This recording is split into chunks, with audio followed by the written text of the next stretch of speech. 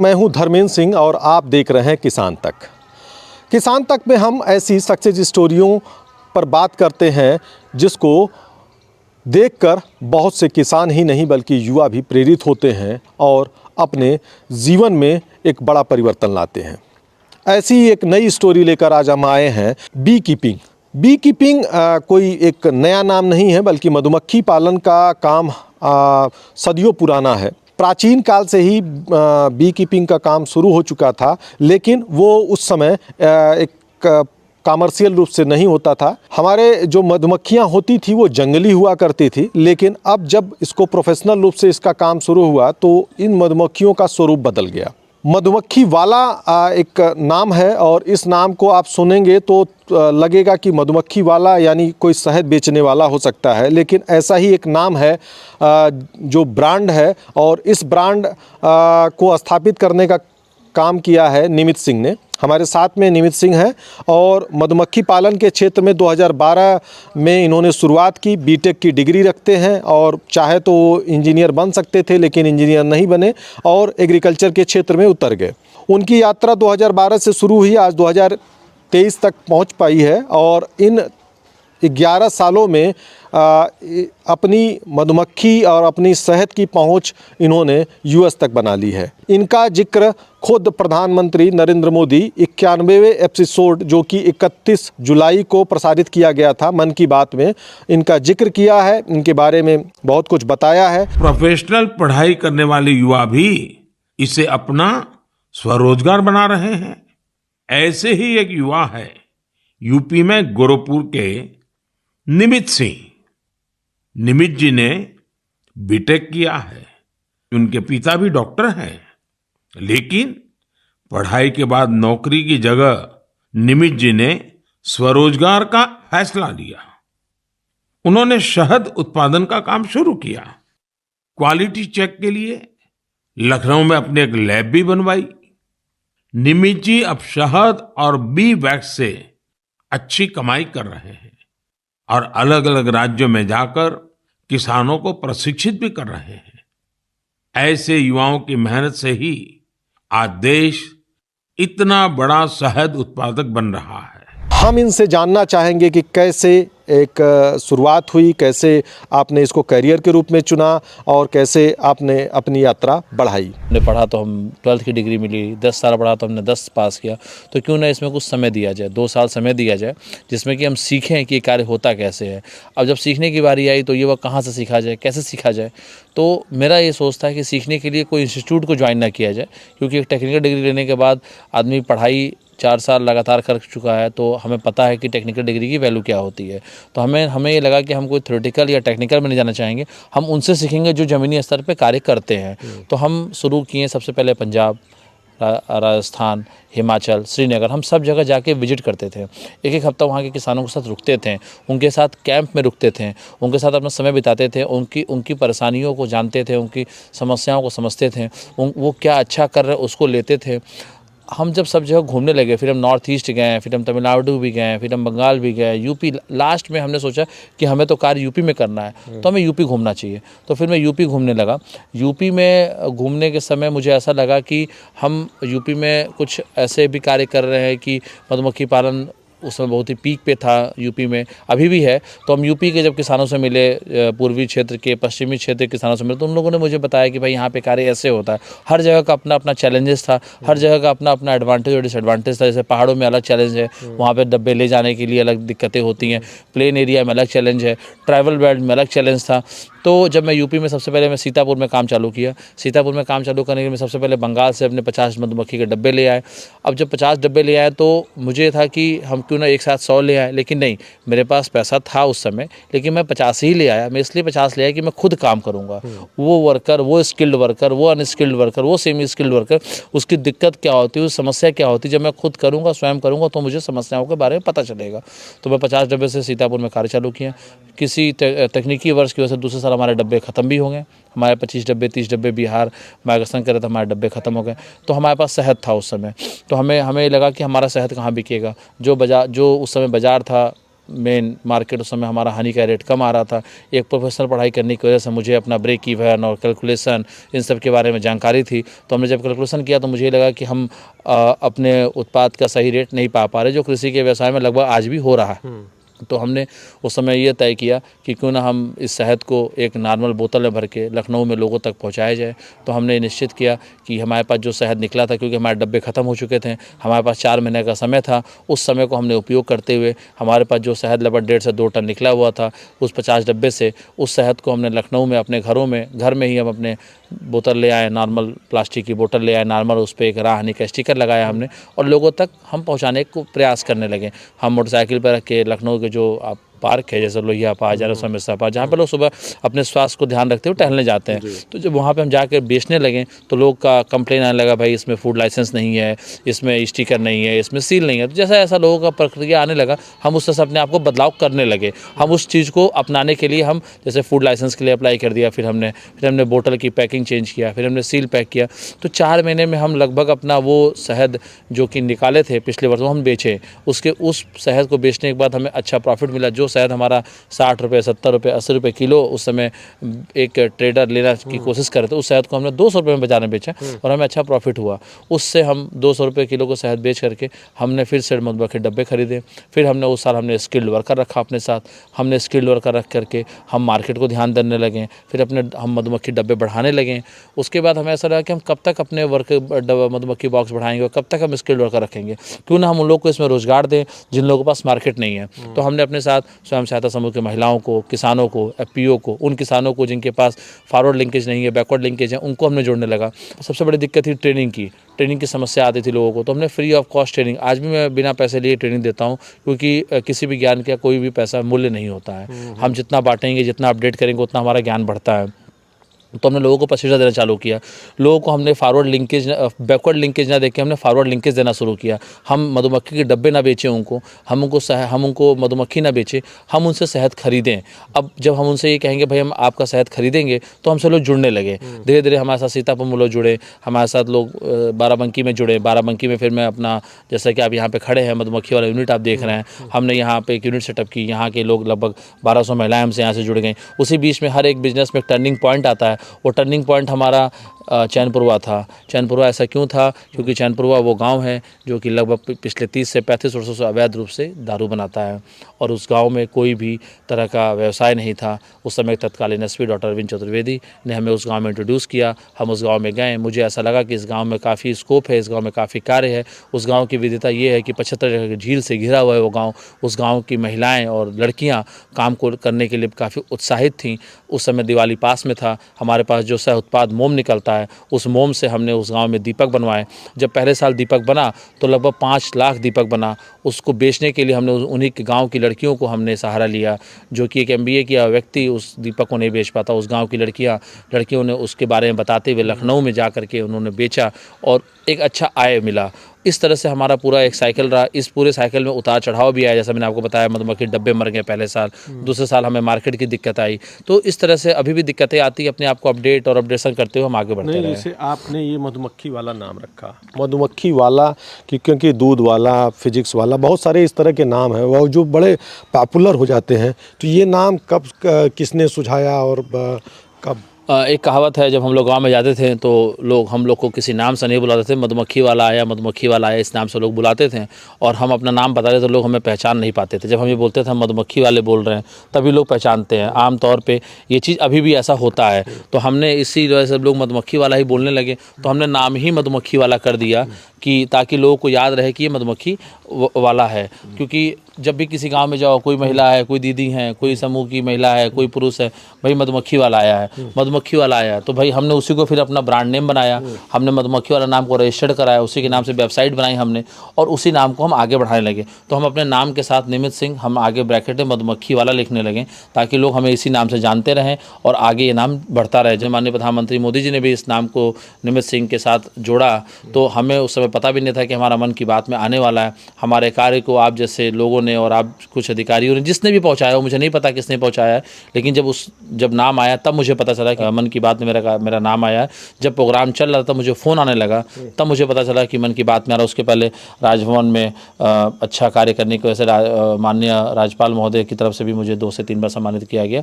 तो सम्मान मिलना तो एक बड़ी भूमिका होती है, मेहनत होता है, लेकिन सम्मान मिलने के बाद उस सम्मान के साथ काम करना और उसको बचाना, क्योंकि फिर आपको लोग फॉलो करने लगते हैं, तो फिर एक हमें प्रोटोकॉल के तहत एक क्वालिटी को ध्यान में रखते हुए कार्य करना पड़ता है।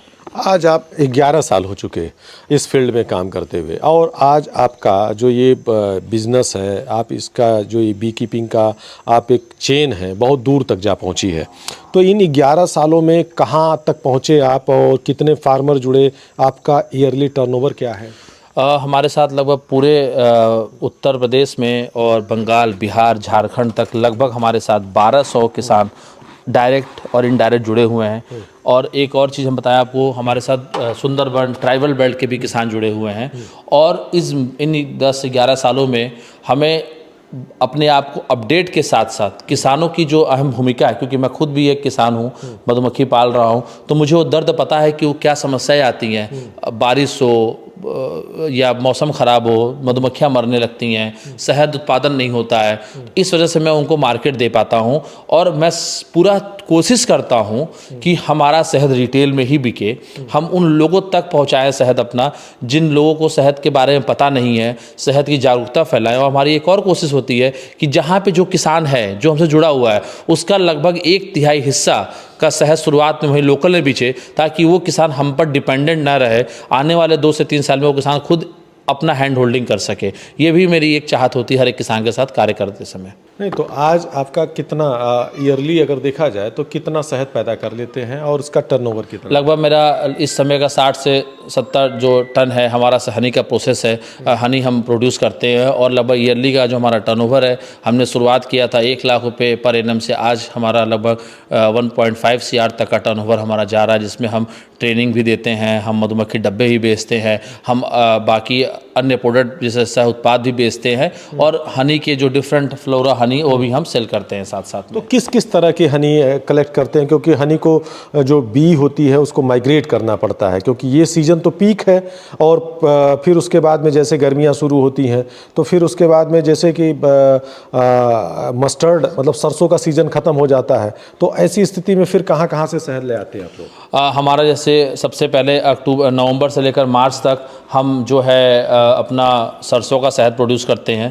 यूकेलिप्टस भी उसमें होता है, जो कि बाराबंकी, सीतापुर, रायबरेली, हरदोई, उन्नाव, बहराइच, लखीमपुर, इन बेल्टों में शहद होता है। एक पूर्वी उत्तर प्रदेश के हम बता रहे हैं। इसके बाद हम 15 मार्च से 15 अप्रैल तक हम लीची के लिए कुशीनगर या बिहार का मुजफ्फरपुर एरिया हम जाते हैं, माइग्रेट करते हैं। उसके बाद हम सुंदरबन चले जाते हैं कलकत्ता में, जहाँ पे हमें मल्टी फ्लोरल और तिल का हनी मिलता है। फिर उसके बाद हम वापस इन जगहों पे आ जाते हैं। बाकी अगर हम पश्चिम की बात करें तो मार्च के बाद हम उत्तराखंड और पंजाब और श्रीनगर चले जाते हैं, जहाँ पे हमें अकेसिया, अजवाइन और हमारा मल्टी फ्लोरा मिलता है। जैसा आप देख रहे हैं यहाँ पे अजवाइन का शहद है, जो कि MP शिवपुरी में मिलता है। ये यूकेलिप्टस हनी है, जो कि आपका बाराबंकी में ही मिलता है। सरसों शहद भी बाराबंकी में उत्पादन होता है। सहजन का शहद बिहार और औरंगाबाद में ज़्यादा उत्पादन किया जाता है। सनफ्लावर बिहार, पूर्णिया और सुपौल डिस्ट्रिक्ट में ज़्यादा पाया जाता है। जैसा आप अकेसिया हनी देख रहे हैं, अकेसिया हनी आपका श्रीनगर में पाई जाती है, जहाँ पे पहाड़ों में जहाँ पे केसर ज़्यादा होता है। उस तरह से रोजूड है, जो कि बबुल है, ये भी अपने बहराइच और लखीमपुर डिस्ट्रिक्ट में पाया जाता है। लीची है, जो कि मुजफ्फरपुर और अपना कुशीनगर डिस्ट्रिक्ट में पाया जाता है। ऐसे अपना मल्टी फ्लोर हनी पूरे विश्व में हर जगह पाया जाता है। और इन सारे शहदों की विशेषता ये है कि ये रॉ है, केवल कपड़े से छाना हुआ है, किसी प्रकार का प्रोसेस नहीं है, किसी प्रकार का, क्योंकि honey self act as a preservative, honey अपने आप में खुद एक प्रिजर्वेटिव का काम करता है। हनी कभी आजीवन खराब नहीं होता है जब तक उसमें पानी या किसी तरह का मॉइस्चर न जाए। आप इस ढक्कन को खोलेंगे, आप हनी को खा सकते हैं, कभी नहीं ख़राब होगा। आप भी जानते हैं साइंस में इजिप्ट में 3 जनरेशन पुराना हनी खुदाई में पाया गया था, वो भी ख़राब हनी नहीं था। ऐसे ही हमने इसको छोटे मॉड्यूल में हमने पाउच में बदल दिया हनी को। जैसे आप देख रहे हैं डिफरेंट पाउचेज आप देख पा रहे हैं, इस तरह के पाउचेज हनी इन स्पून, उसके बाद हमने छोटे इस तरह के 30 ग्राम्स के बॉटल, इसके बाद हमने से पैक, क्योंकि हमारा काम एक और है कि हम दूसरों कंपनियों के लिए भी हम हनी यहाँ से बना के देते हैं, अपनी कंपनी के लिए भी बनाते हैं और ड्रम्स में भी बेचते हैं। हम 3 मॉडल पे काम करते हैं। कॉर्पोरेट गिफ्टिंग भी हम करते हैं, साहब देख रहे हैं कॉर्पोरेट गिफ्टिंग हम ऐसा पैक बना के देते हैं ताकि लोग अपने ऑफिसेज में जो स्टाफ हैं जो काम करते हैं उनको दे सके, या आप मिठाई की जगह आप किसी अपने प्रिय से मिलने जा रहे हैं तो उनको आप मिठाई की जगह हनी दें ताकि वो हेल्दी रहे। ऐसे जो हमारा बाय प्रोडक्ट है उस पर भी हम कार्य करते हैं। आप देखिए जो हमारा वी वैक्स सीट है जो कि मधुमक्खियों में इस्तेमाल किया जाता है, उसका हम रोल कैंडल बनाते हैं। ऐसे ये दीपक है जो कि मैंने चैनपुरवा के बारे में बताया। ये दीपक पहले मिट्टी से, जो मिट्टी का दीपक होता है, पहले उसको बच्चे घिसते हैं, फिर उसको बच्चे पेंट करते हैं। जो वहाँ के पढ़ने वाले बच्चे हैं जो स्किल, जिनको इसको पेंट करने के डिजाइनिंग और स्किलिंग के लिए हम काम कराते हैं, फिर वहाँ की महिलाएं मोम पिघलाती हैं, इसके अंदर बाती लगाती हैं, फिर इसके अंदर मोम डालती हैं, तो ये एक दीपक तैयार होता है। इस दीपक की पैकिंग में भी आपको हम दिखाते हैं। और उसके बाद हम ये टी लाइट कैंडल जो कि अभी तक चाइना से बन के आता था, जिसको हम अपने यहीं पे बनाने लगे हैं, टी लाइट कैंडल जिसको हम बोलते हैं। उसके बाद ये गोबर के दीपक जिसको हम पेंट करके इसमें भी हम आराम से मोम भर के देते हैं ताकि लोगों को तेल और बाती भरने का दिक्कत ना हो। जैसा कि मधुमक्खी का जो मोम है वो पूजा में भी इस्तेमाल किया जाता है क्योंकि शहद का होता है, कोई पैराफिन या ऐसा नहीं है कि जो कि पूजा में हम इस्तेमाल ना कर सके। ऐसे ही छोटी पैकिंग का आप सैंपल देख रहे हैं, 30-30 ग्राम की हनी की बोतल हम पैक करके लोगों को देने लगे ताकि लोग अपने घरों में जब छोटे खांसी जुकाम होता है तो उसमें लोग इस्तेमाल करें। इस तरह से हमने डिजाइनर कैंडल्स आपको हम दिखाते हैं। ये हमारा अलग ही प्रोडक्ट है पूरा, ये बिल्कुल प्रीमियम क्लास का प्रोडक्ट है। बेसिकली हम एक्सपोर्ट भी करते हैं अपने कैंडल्स को। अभी ये हमारा यूएस के लिए ऑर्डर सैंपल्स रेडी है और ये मोस्टली अभी 7 से 8 जनवरी तो हमारा चला जाएगा। जैसा आप देख रहे हैं इस तरह का जो जार कैंडल है, ये जार कैंडल अलग अलग शेप और फ्लेवर में हम देते हैं, जिसमें एसेंस है यूकलिप्टस का, लेवेंडर का, रोज का। ये देखिए ये रोज स्मेल है इसमें आपको मिलेगा। ये अलग अलग साइजेज भी हैं। जैसा आप देखिए ये कैंडल है, इसकी पैकिंग, इसका नाम हमने दिया है लुमरेडा एलिगेंस, वहाँ की कंपनी का नाम be wise bond with nature है। और इस तरीके से ये पैकिंग ओपन होती है और इसके अंदर हमारा क्रिस्टल जार कैंडल जो कि लगभग 3 दिन कंटिन्यू ये कैंडल जल सकता है। हमने स्वयं जलाया है इस कैंडल को, 3 दिन लगातार ये कैंडल जलेगा तो भी इस ग्लास के ऊपर कोई फ़र्क नहीं पड़ेगा, जो कि यूएस लॉ के हिसाब से कैंडल 4 घंटे में बंद कर देना चाहिए। तो हम उसको फॉलो भी कर रहे हैं, बट अगर कोई लगातार जलाता भी है तो भी इसके ऊपर कोई भी फ़र्क नहीं पड़ेगा क्योंकि हमने इसको ट्रायल किया है। ऐसे ही हमने जार छोटा ग्लास जिसे हम शॉर्ट्स ग्लास बोलते हैं, उस शॉर्ट ग्लास का भी हमने कैंडल बनाया हुआ है।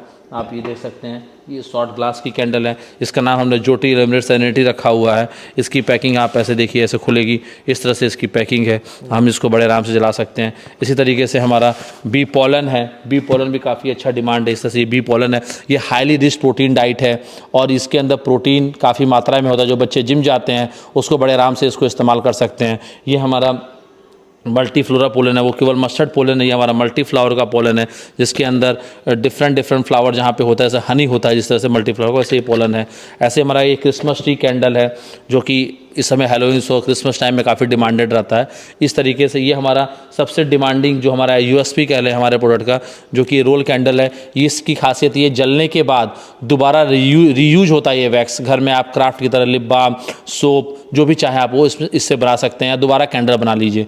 ये हमारा सैम्पल बॉक्स है, जैसा हमने बताया कि हमारा जो दीपक है उसका ये कॉर्पोरेट पैक है। किसी को आप छोटे गिफ्ट की तरह 50-60 रुपये में कुछ देना चाहते हैं तो आप इस तरह से एक दीपक का सेट आप दे सकते हैं उनको, यहाँ पे अपना नाम लिख के प्रिय की तरह से। और ये हमारा पूरा जो अचीवमेंट है वो आपको यहाँ दिख रहा है, पूरा जो हमने सोशल वर्क किया है, जो भी हमने डिफरेंट क्षेत्रों में काम किया है, वो पूरा हमारा यहाँ पे सेटअप है।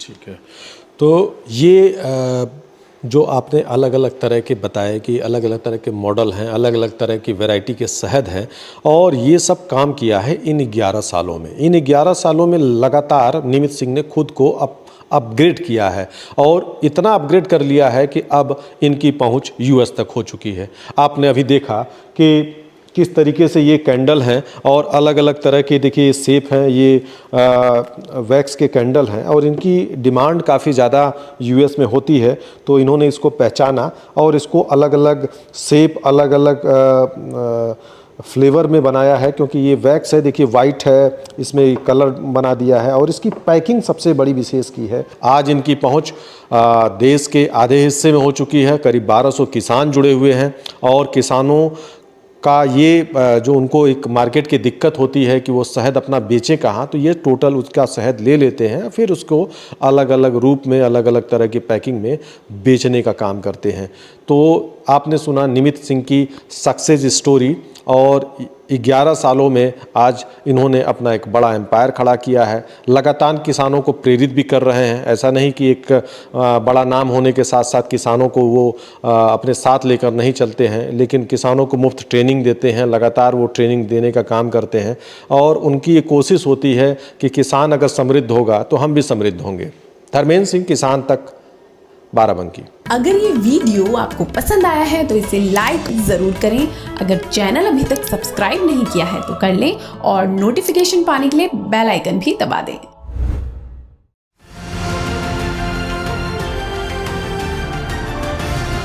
किसान तक खाना है तो उगाना है, किसान तक खाना है तो उगाना है, किसान तक खाना है तो उगाना है, किसान तक खाना है तो उगाना है, किसान तक खाना है तो उगाना है। किसान तक खाना है तो उगाना है।